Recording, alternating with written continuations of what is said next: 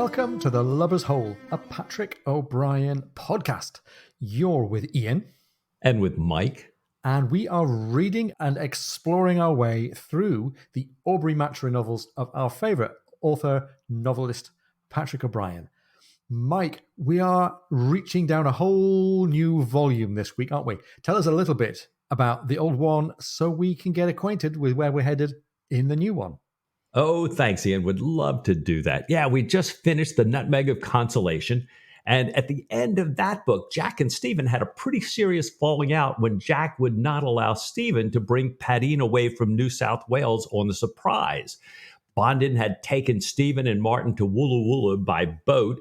Stephen, remember, was stung by a platypus and almost died. Padine came along when they took Stephen back to the Surprise, and when Stephen awoke, Padine was there. Jack was really glad to have his friend back, and Stephen told us how ardently, well, actually, he told Jack how ardently he wanted to get home again. Right. And we know, a lot of that driven by, his desire to see this new daughter that he had just learned about. So now, as you say, Ian, if we're in the UK and the rest of the sane world, we pull down Clarissa Oakes. If you're here with me in the States, we pull down the Truelove. And maybe at some point, I invite our listeners, if you have any insights as to why these books are named differently in different parts of the world, we'd love to hear. But in that volume, this time in chapter 1, the Surprise sails for Easter Island and Norfolk Island.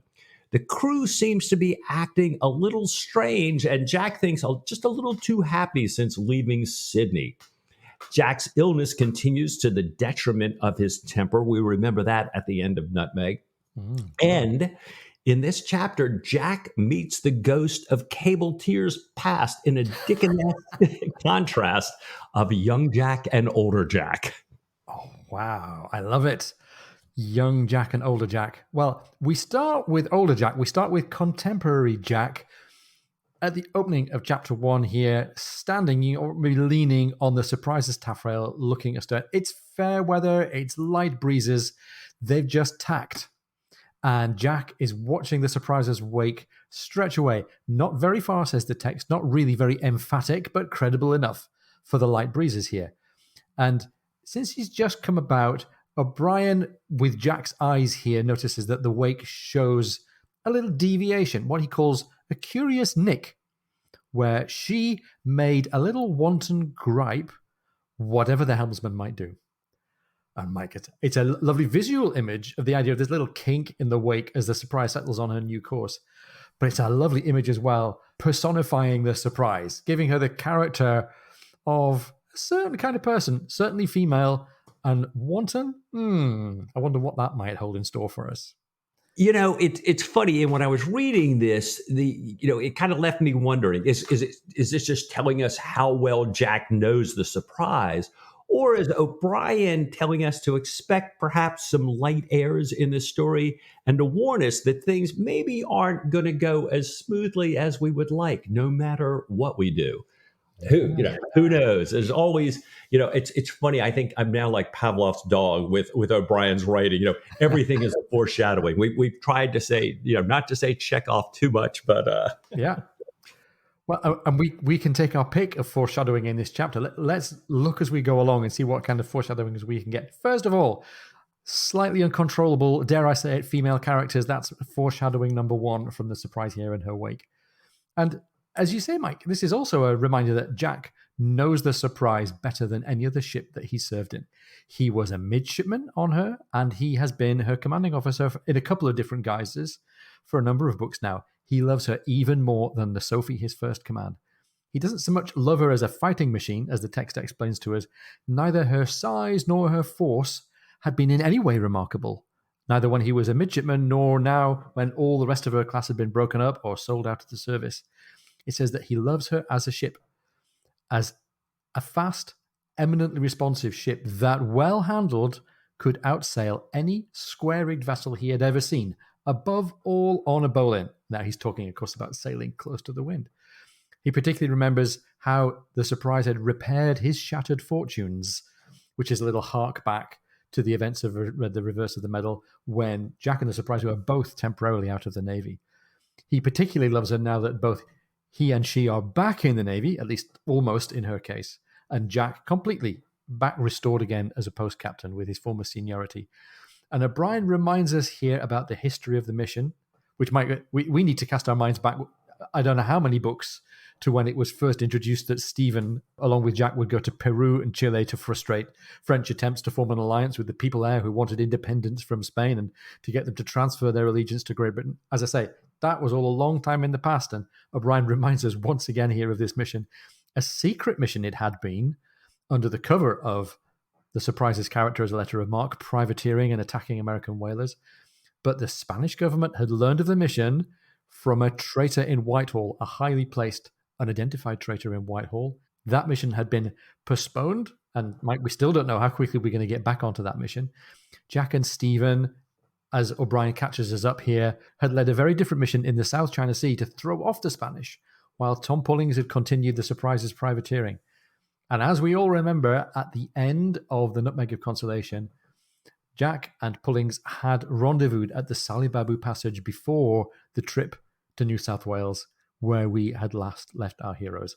And that's a pretty potted version. O'Brien does an even more elegant, slightly less potted version in the book, if anybody wants to go back and read those chapters again and remind yourselves just what a nice job he does of this high-level overview catching up over the last couple of books. So we started out with Jack, Mike. Let's go to Stephen for a second. How's he doing? Well, he's recovered with extraordinary speed. O'Brien tells us that everybody can often hear him playing a happy piece that he's composed for the birth of his daughter. So, everywhere around the ship, you hear Stephen on his cello here. And Jack hears this now, and he smiles because he's so deeply attached to his friend, Stephen. Yet he wonders that Stephen is so happy about having a baby. He remarks that Stephen is a born bachelor with no notion of domestic comforts, no notion of family life.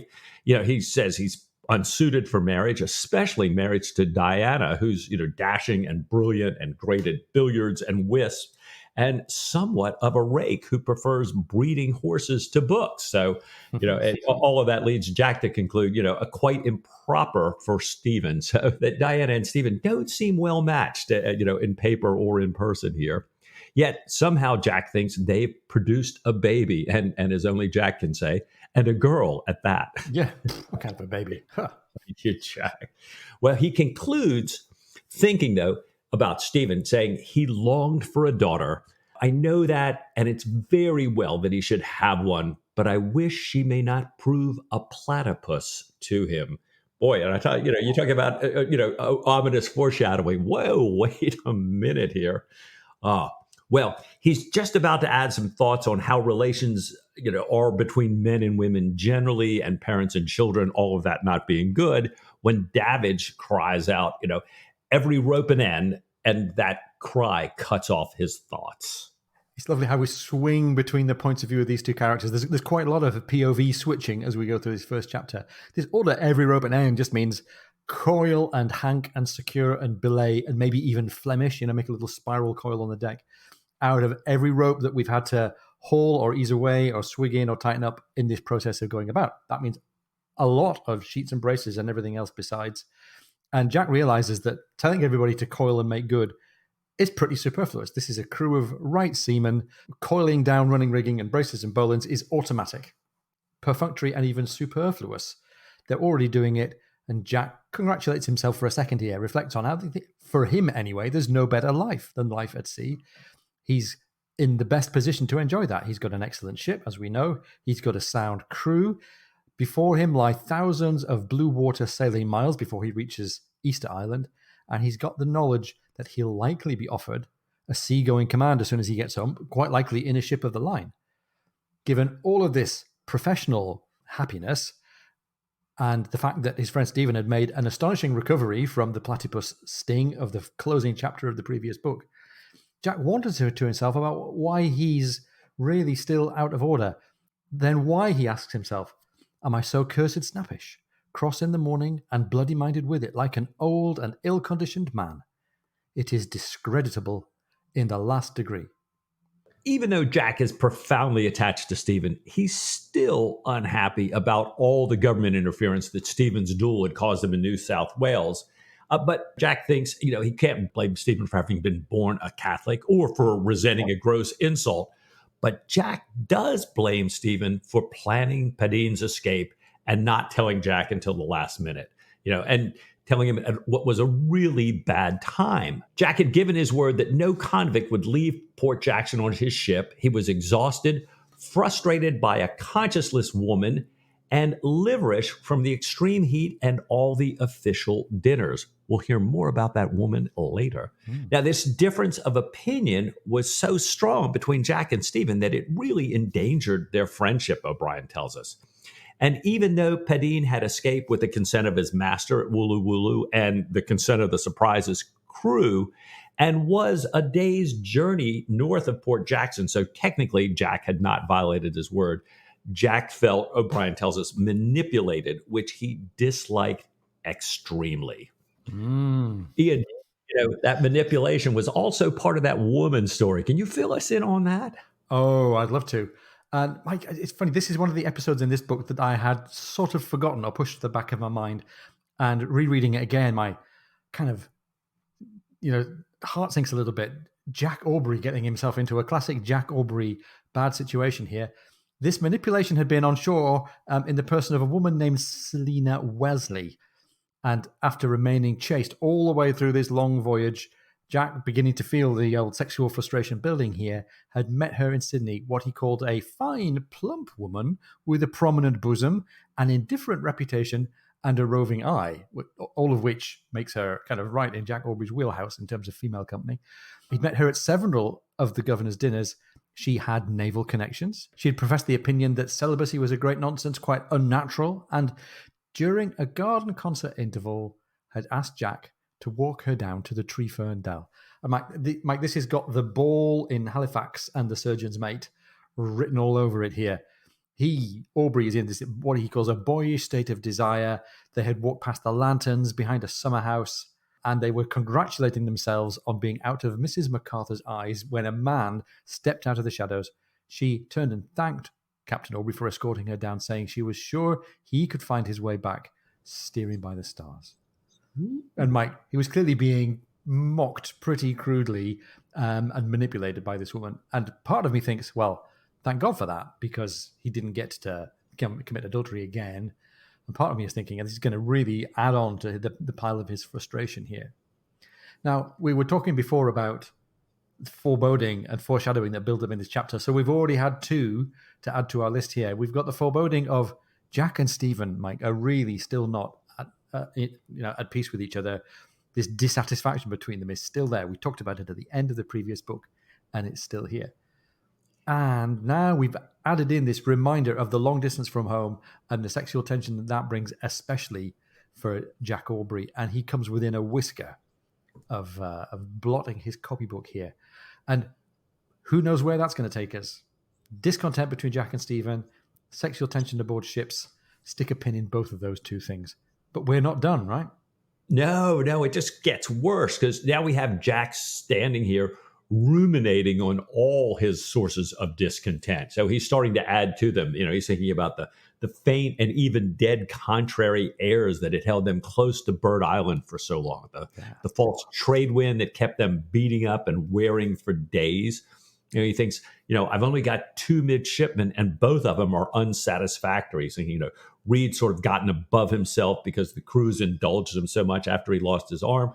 And that Oakes, he's thinking he's like this 17, 18-year-old who goes about, as O'Brien writes, singing in a most unofficer-like manner, a kind of bull-calf joy. And then he says, he starts to think about Nathaniel Martin and says, I don't really want to mention him, but he says, he's kind of an impossible man to dislike, yet Jack could not love him either. And we remember this complaint from last book, that Martin takes up way too much of Stephen's time.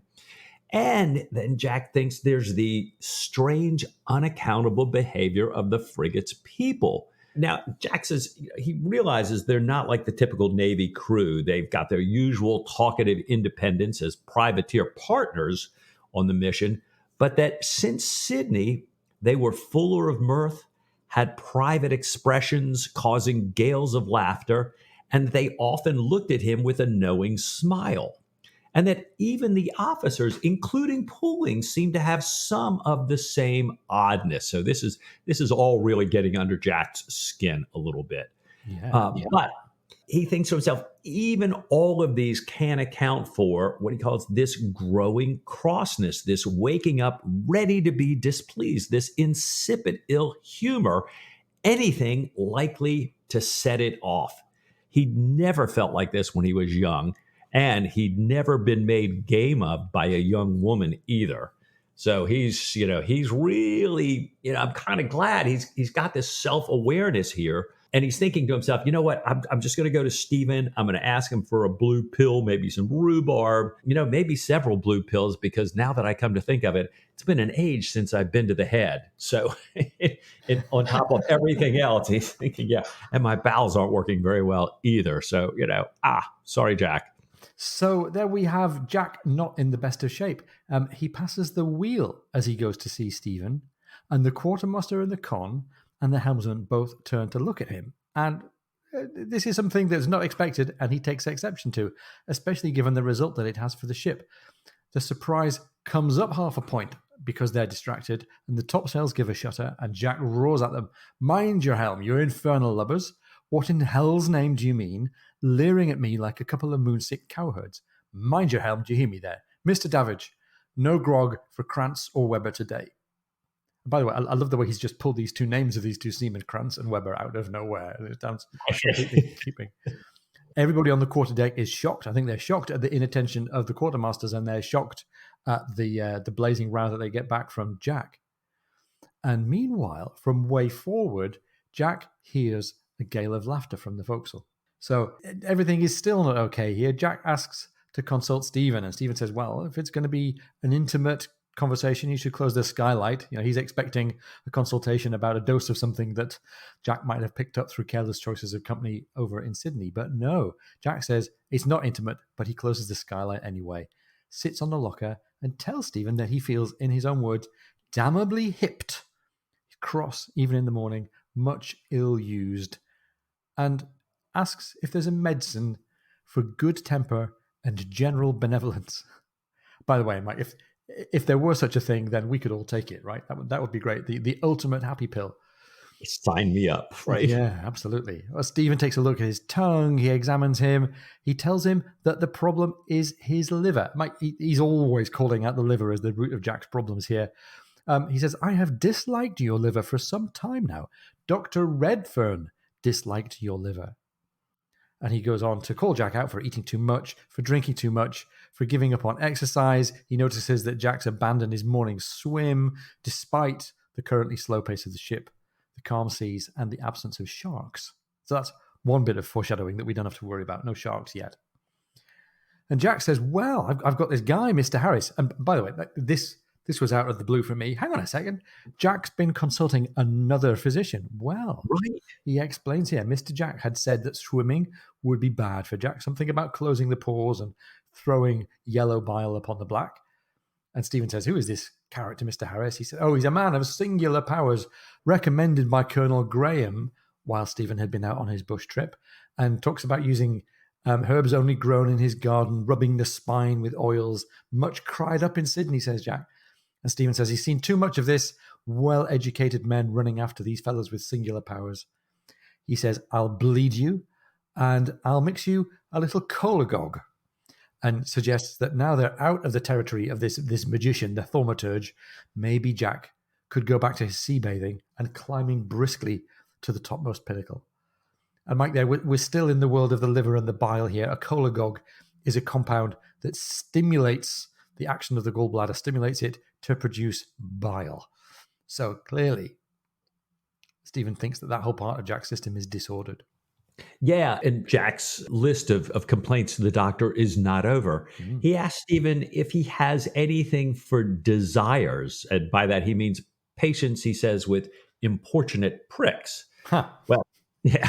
And he's not talking about midshipmen for crew either. No, I don't think so. I got a quarterdeck full of them. Little Reed, Right. he's an importunate prick. Yeah. That's right. Well, Stephen says there's no pill, but there is a little operation. And he describes it as, a moment's pang and then freedom for life, a mild sailing on an even keel, tossed by no storms of passion, untempted, untroubled, sinless. And then Stephen immediately follows that and says, of course, all of his patients, even the ones that say they give anything to be free of their torments, always decline the operation. Yeah, funny old thing. Yeah, that's right. But Stephen says, unless there is a physical anomaly, all Stephen can do is suggest that, these people learn to control their emotions, but that few succeed.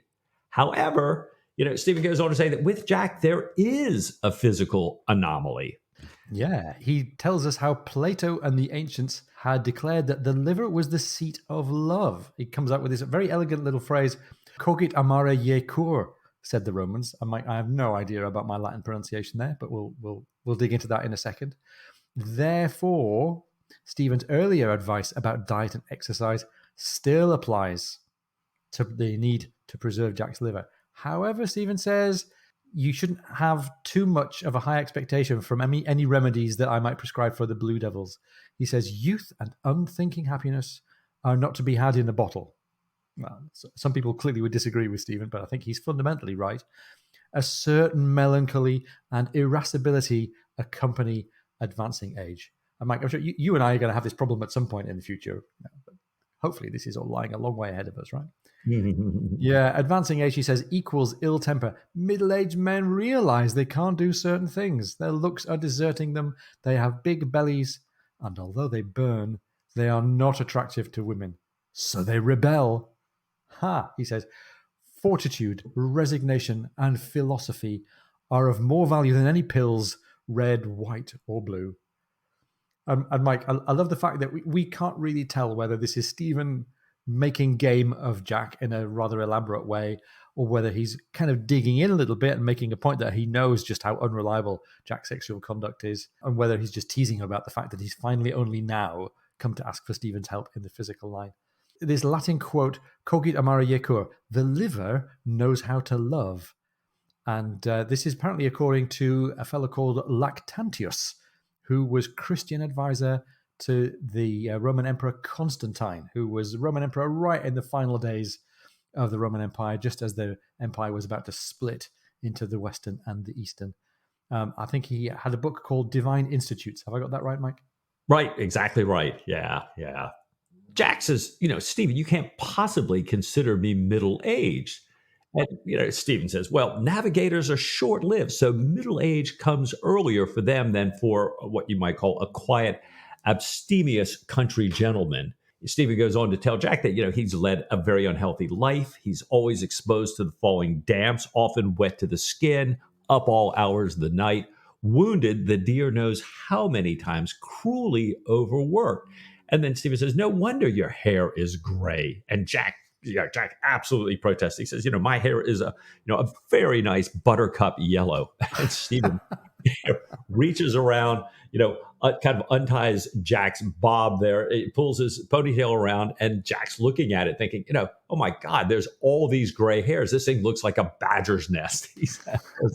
So, whoa, I guess one of the nice things about not being surrounded by mirrors all day, huh? And not on Zoom calls all day. Yeah, exactly. By the way, this is yet again Jack Aubrey lacking self-knowledge in the most trivial way. It's very, very funny.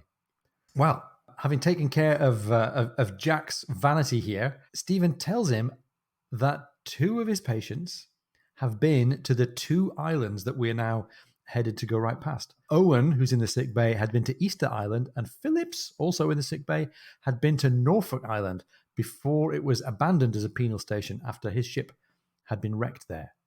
And Jack makes the connection straight away. He says, that must have been the Sirius, and that must have been Captain Hunt. And he described how the ship had been heaved onto a coral reef by a swell. And Mike, I think when we look into the sources here, there was a real ship called the Sirius. She was actually commanded by a captain called John Hunter, not Hunt. He was a Scottish officer who was made post in 1786, so quite a while before Jack here, and being aged 48 at that time, he would have been a generation older than Jack. He had been part of Commodore Phillips' expedition to colonize New South Wales. He'd explored other locations as potential colonies as well, and exactly as Jack says here, had been wrecked on Norfolk Island in 1790 during a storm. He went on to become a vice admiral in 1810. The Sirius, we learned, was originally a 22-gun storeship, originally named the Berwick, but renamed.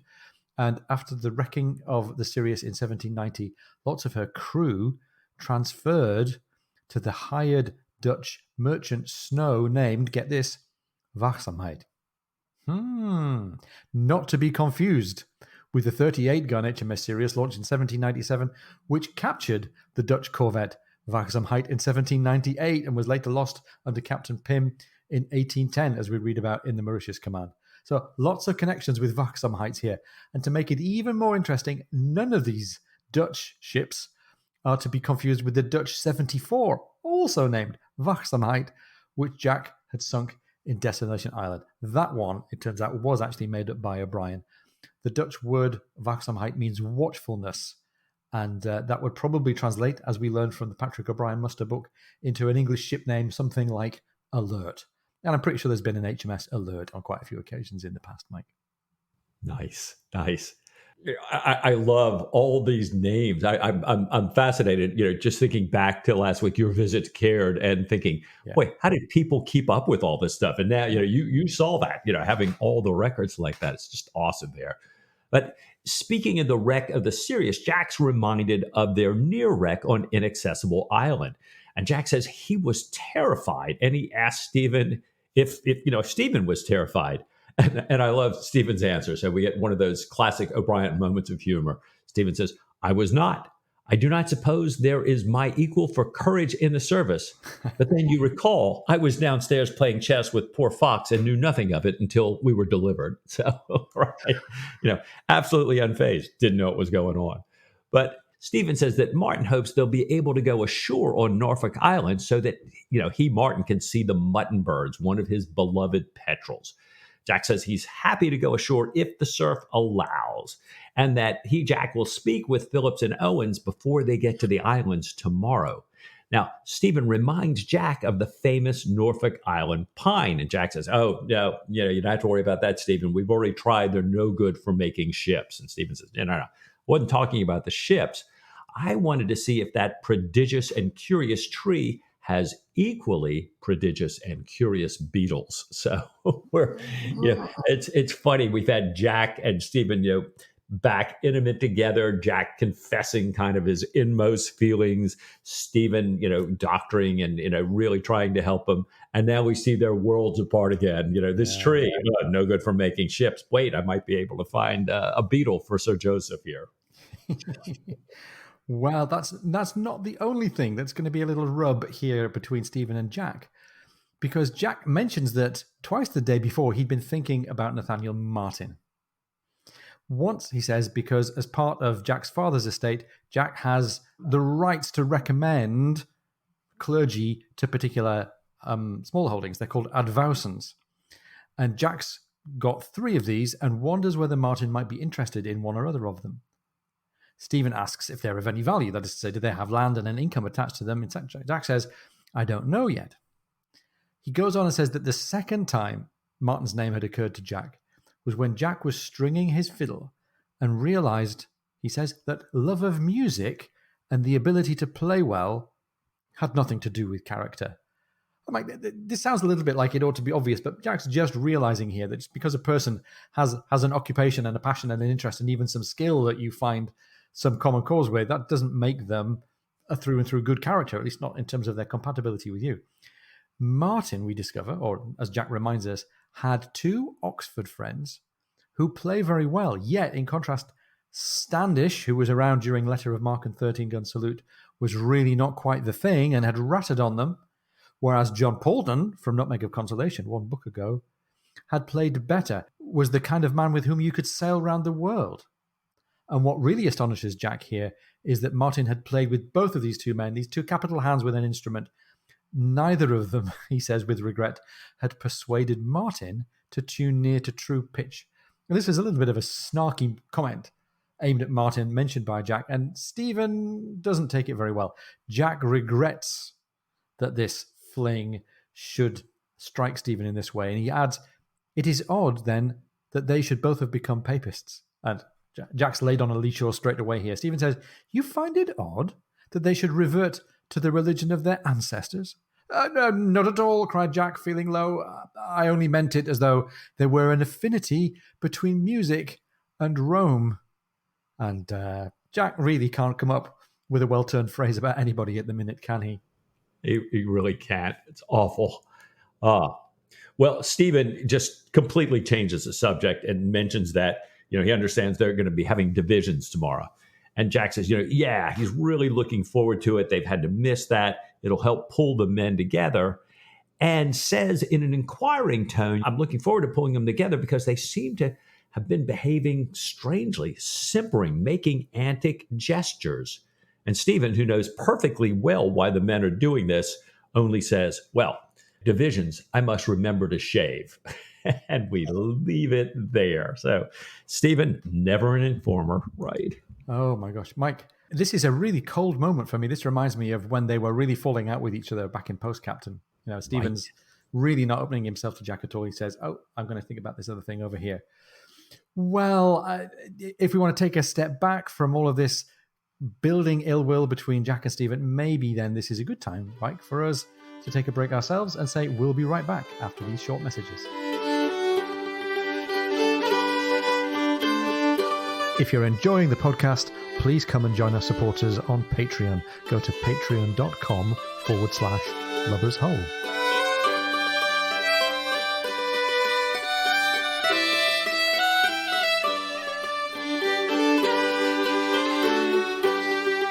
Welcome back. I hope you're all prepared for divisions tomorrow or whatever may be on your calendar.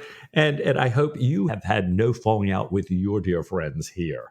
Well, the next day, with Norfolk Island's Mount Pitt about 12 to 13 leagues on the horizon, the surprise beats to division. And the crew has spent a good bit of time preparing about this and also joking a lot about Mr. O in the middle watch. So, we're still hearing all these little things going on between the crew. Now, the man of war's men, Jack's old crew from the Royal Navy days, try to get their privateer shipmates to quiet down, but to no avail. Finally, everybody's together, pulling together the reports of all the officers. He reports to Jack that everybody's present and, properly accounted for, and they go about the ship. In Davidge's afterguard, men like Killick look a bit disapproving, but very proper, while others had a look that Jack couldn't quite figure out. Was it amusement, knowingness, cynicism?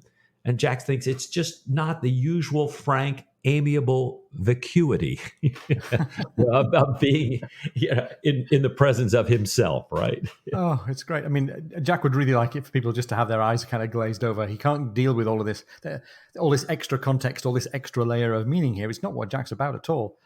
Right. He moves on as they're going around the ship to West's wasters, the men in the waist. And one of these men, Owen, who's in the sick berth, describes being left on Easter Island by his shipmates in a fur trader who'd had to claw off a lee shore there. Even though he says his shipmates got away, they were all murdered and scalped later and their ship burnt for iron, so he'd actually had a lucky escape.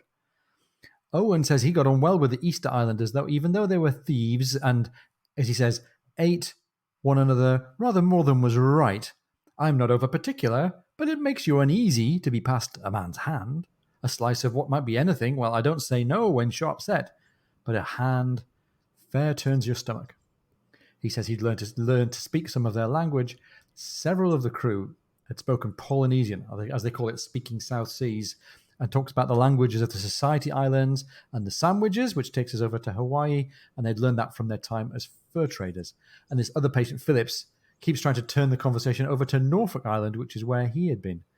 And Mike, for those next few paragraphs here, we get these nice chopping and changing moments where on tour of the ship with Jack, and we go back into the sick bay where Phillips and Owen are kind of trying to outdo each other in their anecdotes about these two islands that they know really well.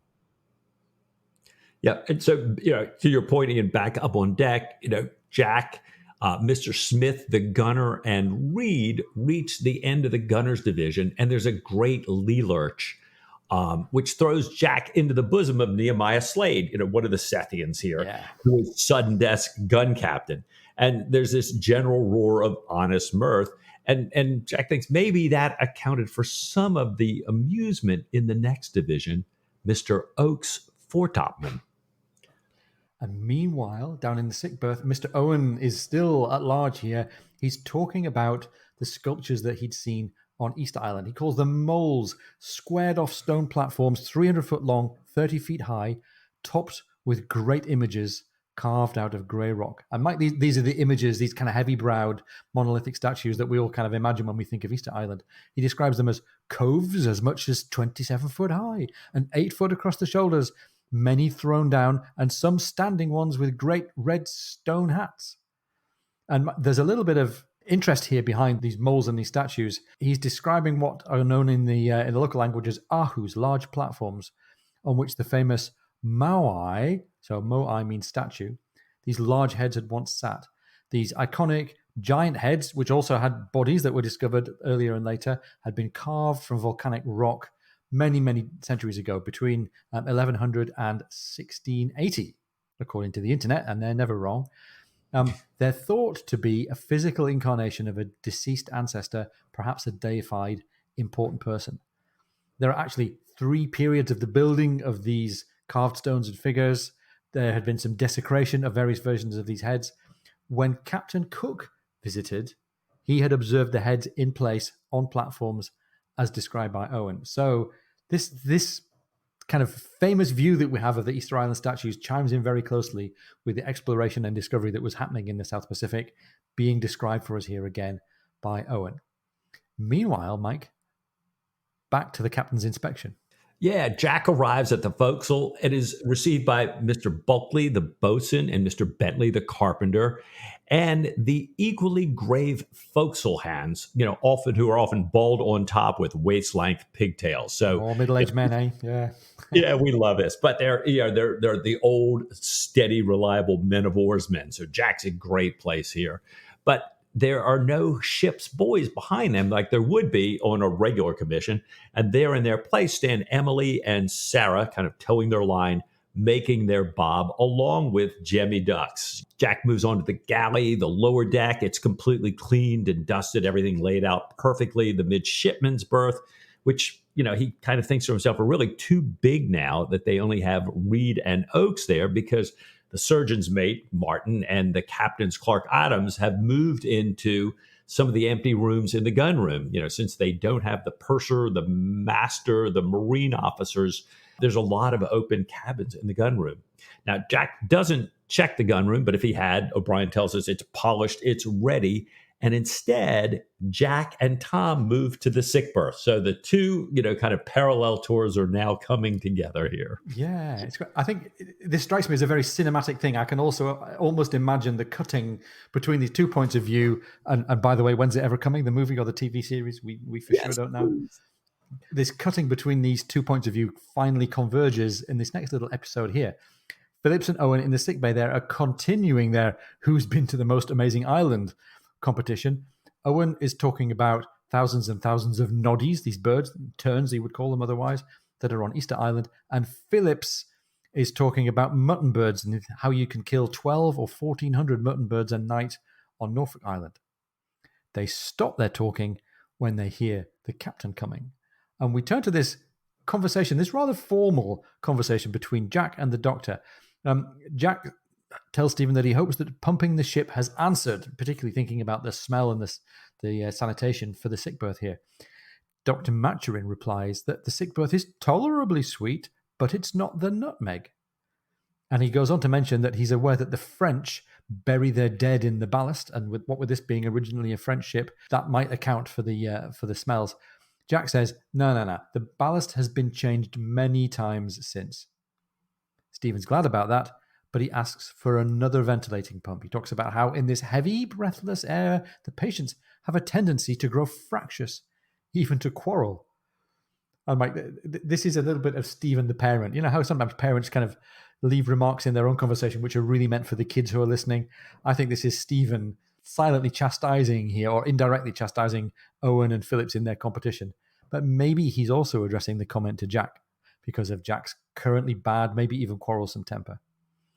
Jack is inclined to give a little and take a little. He says, "Make it so, Captain Pullings," talking about the ventilation. And he says, "If any hand should presume to quarrel, let his name be entered in the defaulters list." There you go. Well, Stephen points out Phillips and Owen, who he'd mentioned to Jack earlier, who'd been to these islands, and Jack asked each of them how they are. Phillips says he is very indifferent, sir, I'm sorry to say, wary with a W. And Owen says, "I do not complain, sir, but the burning pain is something cruel." And this sets Jack off. Jack, who perhaps wishes that he had a little burning pain now. I don't know. He says back to him, "Well, then why the devil don't you keep out of brothels, you damn fool? A man of your age, low knocking shops in Sydney Cove, of all places, where the pox is the worst in the world. Of course you burn. And you are always at it, every goddamn port. If your pay were docked for the venereals as it is in the regular service, you would not have a penny coming to you when you pay off, not a brass farthing." And then the text reads, continuing, "Captain Aubrey, still breathing hard, asked the other patients how they did. They were all much better, thank you, sir." So I think everybody learned. Here's the wrong answer and the right answer to Captain Aubrey in his current mood here. So I love those other patients' reaction. And I note that nobody jumps to add the captain's name to the defaulters list for his fractious behavior. Yeah, very good. And Mike, we're going to go on building up our list of potential pieces of foreboding here. We've had foreboding about, sexual desire. We've had foreboding about shipwrecks in general. We're going to be sailing past islands, though, and we dig into the perils of being close to an island. Jack goes on and asks Phillips about the wreck of the Sirius, and he hears about all the coral wreck everywhere inshore. No holding ground if you were to want to throw out an anchor. Owen, who is still one-upping here, immediately adds, "Oh, it was far worse off Easter Island, coral rock far offshore." And Phillips takes over again, and he goes back into his long story about Captain Hunt being heaved inshore without taking a breath. And Owen is trying to break back in. Jack gets up and says he'll have his clerk come back, see the men separately, and takes notes. He clearly doesn't want to be kind of feeding their little troll between each other here. He's off to see what good the pumping has done about the rats and the smell. And he asks Padine for a lantern. And Mike, we're being held back inch by inch here from Jack making progress forward towards the discovery that's coming. Padine is the figure behind all this kind of physical comedy here. Padine lights it, drops it, lights it again, drops it, and gets cursed. Cursed, says the text, for an unhandy grass-combing lubber in a tone of much greater severity and exasperation than was usual in Captain Aubrey, who left a disapproving silence behind him and a certain consternation. And Mike, all this one-upping between Owen and Phillips reminds me that this is a bit of a Royal Navyism. It's sometimes called blackcatting. "Oh, you did this? Oh, well, I did that. You got this terrible story? Well, my story is even worse." If you like this, go on Twitter and look for a Twitter account called HMS Massive, which is a parody Twitter account aimed at keeping going this ancient Royal Naval pastime of one-upping each other. Meanwhile, we're back with Stephen. Yeah, Stephen, of course, never discusses the captain with anyone. He does not discuss his friend Jack in the gunroom, but he does speak of his patient Aubrey with Martin in order to benefit from Martin's good sense and wide reading. So in Latin, Stephen says that he's never seen so much irascibility, so continuous, and such cumulative irritation as in this patient. Clearly, Stephen says, his remedies are not working, and he fears that this is not an ordinary congestion of the hepatic duct, but a disease acquired in New South Wales. Martin wonders if Stephen means the kind of disease that sailors usually pick up in port. And Stephen says, no. The patient specifically said with surprising vehemence that there had been no commerce with Venus. So, Jack was really upset. And, we're learning multiple times about this interaction with the woman at Sydney. Now, Dr. Redfern had told Stephen about forms of hepatitis that he'd seen there in New South Wales. And what's more concerning to Stephen is all the case studies that he'd read in some of Redfern's records about extreme emotion, melancholy, despair, extreme irascibility with no known agent while they're living, but which autopsies later connected with the liver, something they called Botany Bay liver. Hmm. And Martin has this fascinating line. Martin says, it's deeply saddening to see what disease can do to a whole cast of mind, to a settled character. And sometimes our remedies are just as bad. How it appears to draw in the boundaries of free will. And I was just, I kind of really got stopped on this one because it was coming out of Martin's mouth. Yeah. I don't think it sounds like a Stephen kind of thing, although kind of interestingly with Martin as well. And it really paused me when I was reading to start thinking about this stuff. How nowadays we so often attribute behavior to brain chemistry and emotion and personality, and people start to define themselves that way. And I was thinking here with Jack, Jack clearly has some self-awareness about what's going on, but he doesn't seem to be able to do much about it. We're getting scene after scene of Jack kind of losing control of his temper over really little things here. So I've got my fingers crossed, and I'm kind of picking up on Martin's free will here, thinking, okay, Jack, maybe there's not a blue pill for this. Maybe, Stephen doesn't have exactly the answer, but I hope you can continue to look into this. And I'm wondering in my own mind is what's going to help Jack? What's he got here? Yeah. It's funny, isn't it? We got this kind of low-key insistence in the last couple of chapters of the previous book that Jack was not merely a little depressed. He was sickening for something.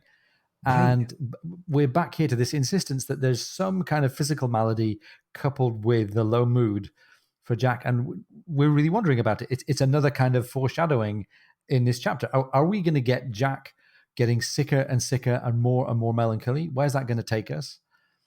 And Jack's self-awareness is an interesting issue here as well. He's aware of the state that he's in, but being aware of it and doing something about it are two different things. And also, there's this phrase "settled character" that Martin used. It reminded me a lot of some of the meditations on aging and youth and maturity, way back even as far as Master and Commander. So between all these different things happening, it seems to me that O'Brien wants to talk to us about aging and about mood and about character and the influence of body over mind and vice versa. And it just so happens that at this particular moment, he's using Nathaniel Martin as his mouthpiece. Right. Well, they walk into the cable tier, Pullings and Jack. And Jack tells Tom that regardless of what the doctor says, Jack thinks the surprise smells as sweet or sweeter than the nutmeg. And having spent so much time tied up in Sydney Cove, he notes that the great ropes are warm and dry. So you don't have this big, kind of stink from the harbor coming up there. Tom says she is sweet, but there's still plenty of vermin aboard despite all their pumping. And he kicks one big Norway rat over the nearest coil into the lattice bulwark behind it. And there's this shrill screech, and this person darts out from behind the cables, brushing the rat away. And Jack's really upset. He's asking who this boy is, why he wasn't at division. And then getting a better look, he asks Tom kind of what's going on. And Tom holds the lantern up and says he believes it's a young woman. Jack looks at her, notes that she's wearing a reefer's uniform, and asks who brought her there. And she says that she came by herself. And he thinks to himself, I could ask her a bunch of questions and trap her in the lie, but I don't want to make her lie repeatedly until she finally is trapped into the truth. So he just asks Tom to carry on. And Tom says, what? And leave her here? Says, Jack, you heard me. Take the lantern. Let's keep going. Wow. This is the event that sets up the whole book, at least in theory. This is the event that leads to the name Clarissa Oakes being on the spine of the book, at least outside of the United States. This is the event that sets up the main arc that's going on here. As it turns out, so far at any rate, Nothing to do with Jack and Stephen, nothing to do with Chile and Peru, nothing to do with Botany Bay or the liver. This is going to be all about a woman aboard ship. Not the first time we've had this kind of situation, as we might talk about later on, but this is the big moment. And Mike, I was really struck realizing that this is the big moment when what you might call the inciting event happens, that we get a really flat response from Jack. Right. What, leave her here? And he's thinking, I'm going to take myself out of this situation. And I don't think we really know whether that's him saying, I'm about to lose it here and I'm going to take myself out of the way before I kind of explode, or whether he's thinking to himself, oh, I'm embarrassed. I'm aware that I've been the subject of a joke, not knowing about this, and I want to take myself out of the situation because I feel embarrassed. Or whether he's just thinking, I'm not going to reward this carry on with any kind of immediate response. I'm going to keep everybody guessing and play kind of high status, I'm just going to step away games here. And it could be any of those, it could be all of those. Right. And one of the ones that occurred to me was Jack sort of maybe not even consciously thinking of it, but Jack's so part of the immemorial custom of the service. Like, hey, we're in the middle of divisions here. We don't stop divisions because there's some girl in the cable tier here. And they really do just carry on and leave her there. They inspect the sail rooms, the bosun and gunner and carpenter storerooms. They go to the pitch room, and then they return to deck. And O'Brien tells us that, everybody on deck, all hats come off. And he writes, all faces changed at the sight of Captain Aubrey's pale severity. So clearly, as you point out, Ian, something's going on in Jack's head. He hasn't just walked by this. Boy, it's really working in there. And Jack immediately says they're not going to rig church. He says the articles will do for this occasion. And I think he's, to me reading this is very specifically, given what I just saw and given what's been going on in the ship, I think it's time to get us back to the articles. So Jack reads these articles in his powerful voice, including, O'Brien tells us, 19 of the 36, which are punishable by death. Or in some cases modified with a punishment fitting the nature and degree of the offense as a court martial shall impose. So for us, I think as readers, for the crew, certainly as listeners, these articles take on a darker and more threatening tone here. And afterwards, this is confirmed because there's this profound silence across the ship filled with great uneasiness, even as these guys go to their Sunday dinner, this dinner that they love, where there's plum duff and grog. They're quiet.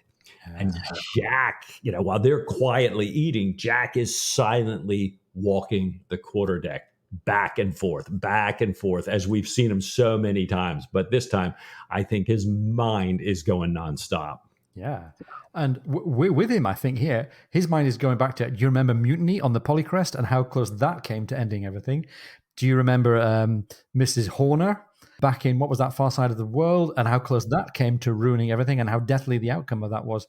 This is not a trivial thing for Jack at all, never mind the fact his kind of humiliation and his discontent with the crew's behavior. He knows where this could be leading, and I guess, if my guess is right, then he's meditating on that. And he clearly now, with the scales lifted from his eyes, understands all the half-heard jokes about Mr. O, about his weariness, about how Mr. Oakes needs a sustaining diet. And pure exasperation kind of interrupts his judgment. But he does feel in command of his temper, finally, when he goes below and sends for Oakes. And Oakes, we find out, has nothing much to say. We're not rewarded with a great big kind of word-by-word confession from Oakes. It's reported to us as reported speech, and is this very offhand Patrick O'Brien way. We just learned that Oakes had thrown himself on the captain's mercy, confirmed that this woman is a convict, but had not been happy there, and hopes that the captain will carry them, meaning Oakes and Clarissa, away. Jack says that Oakes knows fine well he's turned dozens of other convicts away. And Oakes goes straight to one part of Aubrey's humiliation here. He says, but sir, yet you let Padine come aboard.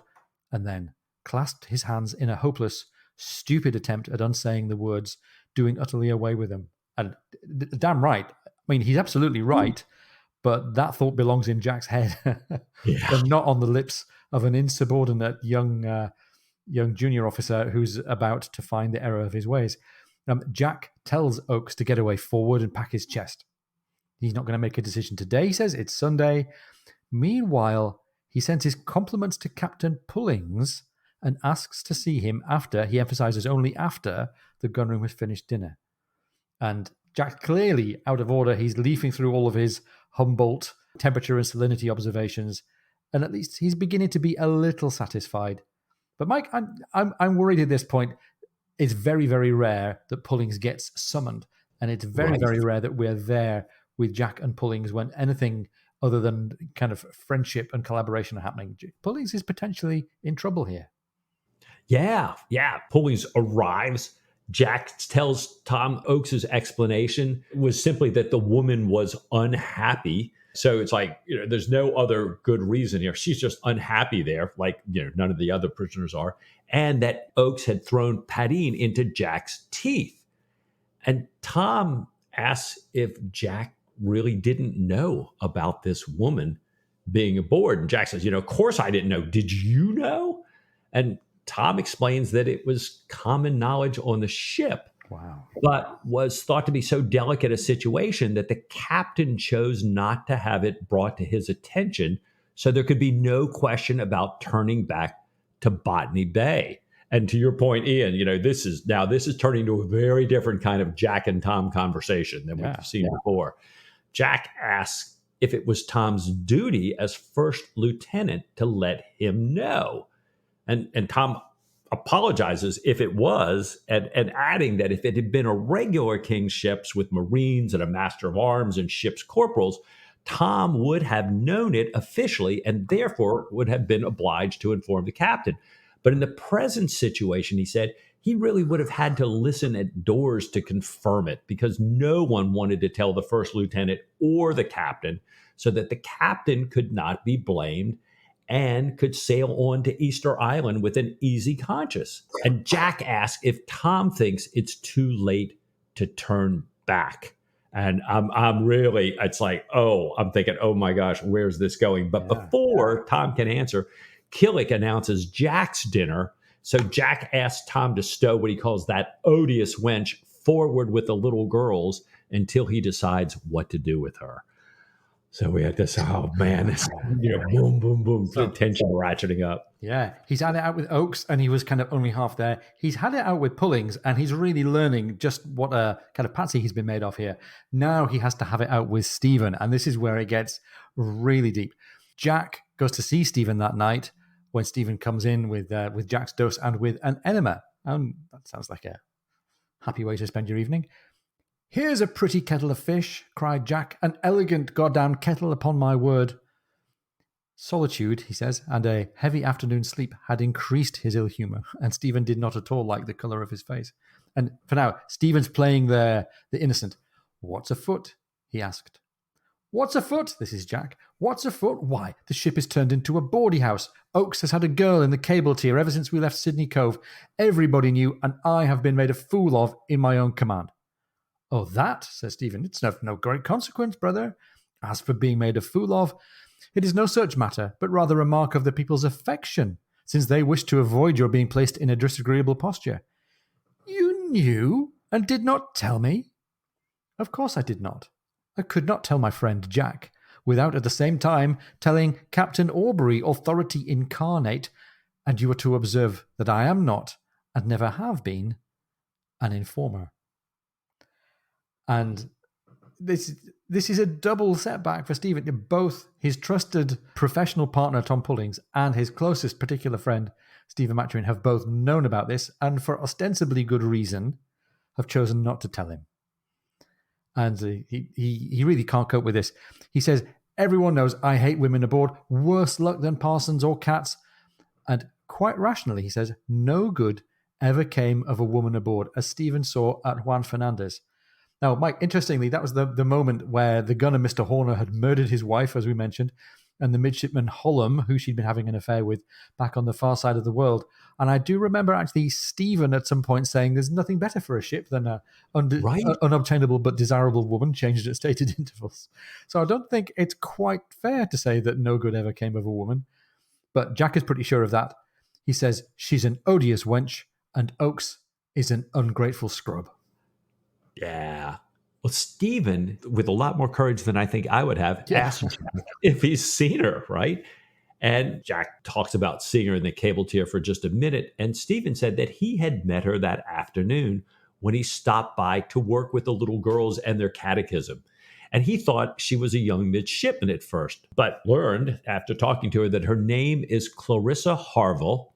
Says she spoke with a really becoming modesty and is a woman of some family and education, a gentlewoman. And Jack says gentlewomen are not sent to Botany Bay. And Stephen reminds him of Louisa Wogan. So, here we're back, to Fortune of War and following there. Jack kind of just slides right by that and says that discipline is going all to pieces and invokes Sodom and Gomorrah. So Jack is definitely in catastrophe thinking mode here. He doesn't want to hear about any of this rational stuff. And Mike, we're going to dig into the text for a couple of paragraphs here because there's some brilliant writing, some brilliant conversation here between Jack and Stephen. Let's start out with Stephen. He says, Dear Jack, if I did not know that your liver was speaking rather than your head, or, God preserve us, your heart, this righteous indignation and solemnity would grieve me, to say nothing of your broadside of first stones, for shame. That's a little allusion to the biblical, let him who is without sin cast the first stone. Stephen goes on, as you told me yourself long ago, the service is a sounding box in which tales echo forever, and it is perfectly well known throughout the ship that when you were about Oakes's age, you were disrated and turned before the mast for hiding a girl in that very part of the ship. Surely you must see that this pope-holy, sanctimonious attitude has a ludicrous as well as a most unamiable side. And Mike, this fills me with unease, discomfort. Stephen is having to really lay out for Jack exactly why it is that Jack's position is a bit ridiculous. Even though Jack appears to have not brought any of this on himself, he's kind of left caught out by his reputation, his identity, and some of his previous conduct. Right, very much so. Well, Jack says he's going to turn them both ashore on Norfolk Island. And Stephen, kind of a little chuffly says, tells Jack to take off his pants and lay over the locker as he brings out the enemy here. And you know what? I should just go right to the text, I think. Well, I'm just going to observe that with friends like this, who needs enemies? Yeah. Too true. And lest we think this has been Jack's routine dosage every night. He's been getting this medicine, for his liver and his gallbladder, and he's been getting this enema, but now it takes on a little bit different thing. So Stephen says, pray take off your breeches and bend over that locker, said Stephen, sending a jet from his enema through the open stern window. And you can almost see, one of those classic movie lines with the big needle or something here. Well, yeah, by the way, Mike, I think in the movie this is going to be close up on the enema needle, wide shot, out of focus of Jack bent over there. Okay. I love it, right? And the text goes on a little later, and from this position of great moral advantage, he, meaning Stephen, went on. Stephen says, what surprises me extremely in this whole matter is that you should so mistake the people's frame of mind. But then, in many ways, as their surgeon, I'm closer to them than you are. It appears to me that you do not sufficiently distinguish between the ethos of a man of war and that of the privateer. The prevalent feeling or tone of this community is far more democratic. Consensus is required. And whatever the law may say, you command the surprise as a privateer, only because of the respect the people have for you. Your commission is neither here nor there. Your authority depends wholly upon their respect and esteem. If you were to order them to put a callow youth and a slip of a girl down on a virtually abandoned island and sail off with me and Padine, you would lose both. Talking about his commission, his authority, the respect and esteem there. It says, you have many old followers on board who might say, my captain, right or wrong, but you have no Marines.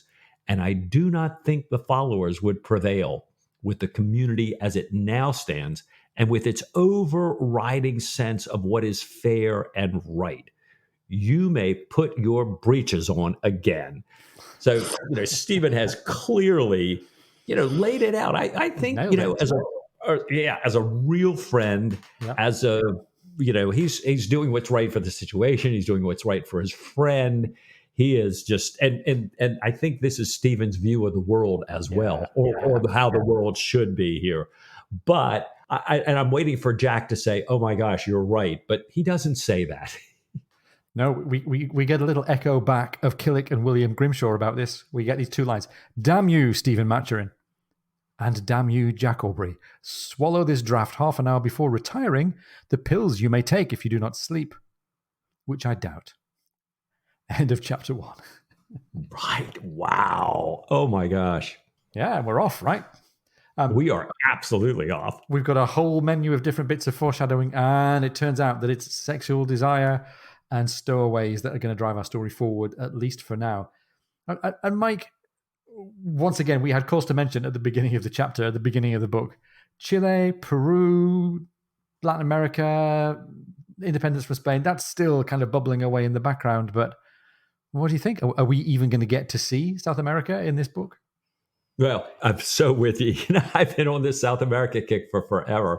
And I think we're not going to see anything of South America, given if I'm reading the UK title, Clarissa Oakes, I suspect we're going to see a lot more of Miss Clarissa. Yeah. And as you say, all this foreshadowing has kind of led us here with Jack's frustrated things on shore, with the harken back to the gunner and the midshipman and the gunner's wife. Even the Louisa Wogan thing, makes us think about Johnson and Diana and, all of that here. And the tension to me is just as palpable as, as when we've got a French squadron, bearing down on them here, with Jack's temper where it is, even when he's bent over a locker. Yeah. And somebody has an enema with me bent over a locker, I think I'd modify my response just a little bit here. But no, not Jack. I think it's quite unlikely anytime soon that any of my particular friends are going to find themselves in that position, but you never know. Right. So he's not shoving it up Jack's moral advantage at all, is he? No. And it's funny, Stephen mentions the incident of Jack's youth in the cable tier, but we don't have a lot of dwelling on that, especially not by Jack. Jack, it's like this has never happened at all. And this is to me, I can kind of see Stephen playing a little bit of the role of Dickens' ghosts here. Yeah, Jack is seeing the past and the present and everything else, and Jack a little Scrooge-like in this situation here. Yeah. Well, as we've said already, there's a lot of darkness associated with these ideas. The idea of stowaways, the idea of shipboard illicit or perhaps illicit relationships. As you say, Far Side of the World, that didn't turn out well. Desolation Island also didn't end particularly well for the shipmates besides those concerned.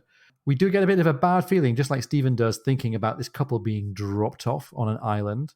We've had Owens and Phillips telling all their scary tales of wrecks and dangerous waters and coral and no anchorages. Let's go back to the opening paragraph, Mike. A wanton gripe, a tale that kinks out of the teller's control a little bit. I wonder if there's going to be any more gripes in this story, no matter what anyone does. I guess there's only one way to find out. What do you say, Ian, next week to a little bit more Patrick O'Brien? With all my heart.